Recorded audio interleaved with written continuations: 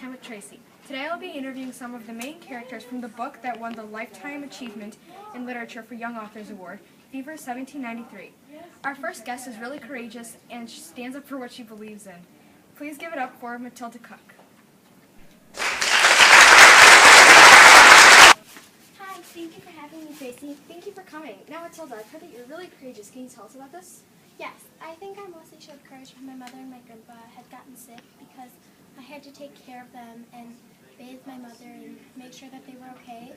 And I could have had Eliza do it, but instead I took matters in my own hands and I did it myself.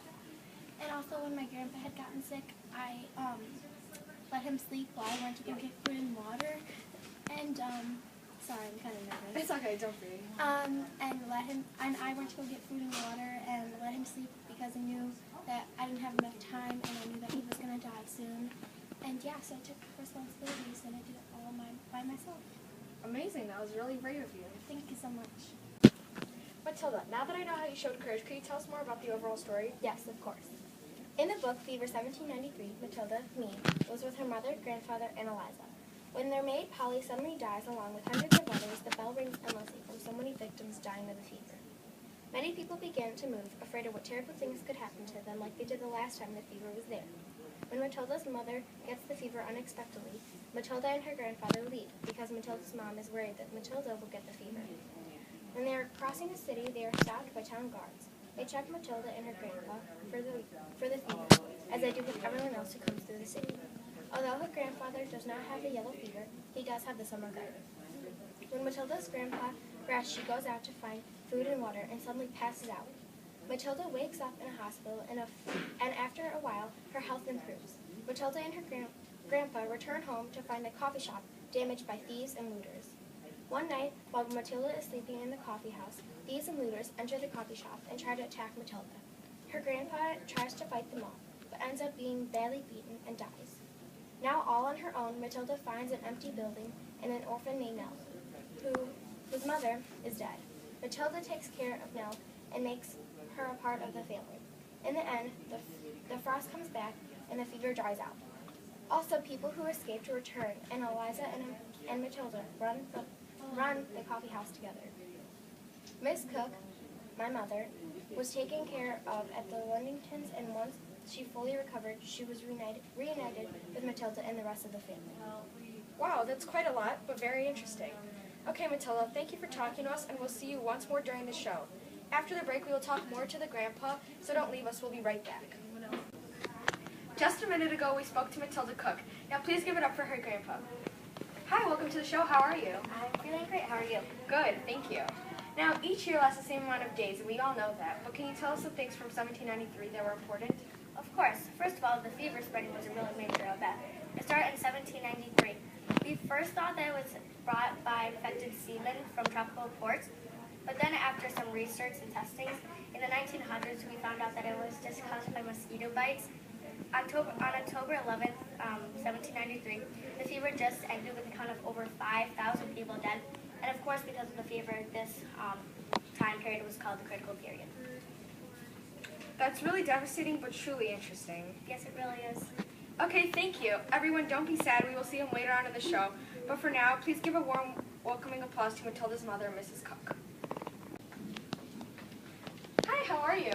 Hello, I'm feeling amazing. How about you? I'm great, too. So far, we've talked to your father and daughter, so we already know the summary of the book and major events, but we don't know anything about the time period. Well, I'd be more than happy to tell you.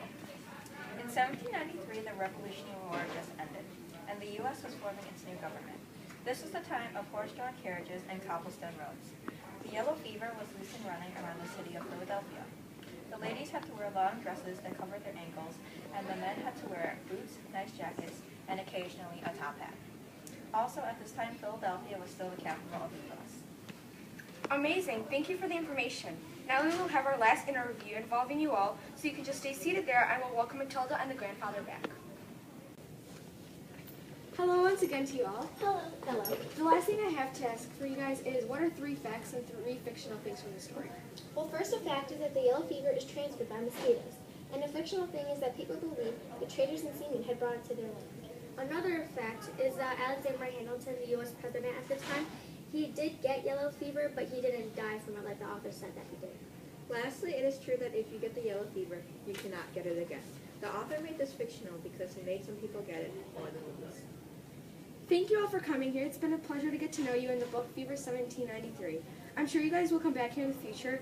Thank you, and once again, give it up for Matilda, her grandpa, and Mrs. Cook from Fever 1793. Bye, thank you for having us, Tracy. You're Bye, welcome. thank you, kind Miss Tracy. Bye. That's all we have time for right now. I'll see you next Wednesday with Talk Time with Tracy.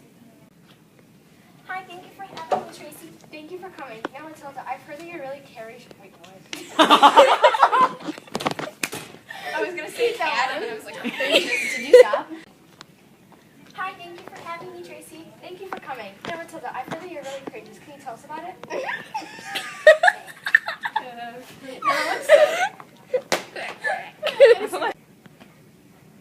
Hi, welcome to the show. How are you? I'm doing good. How are you? Good, thank you. Now, each year lasts the same amount of days, but can you tell us a couple of important things from 1790? What did you do? Hi, welcome to the show. How are you? I'm feeling great. How are you? Each year lasts the same amount of days.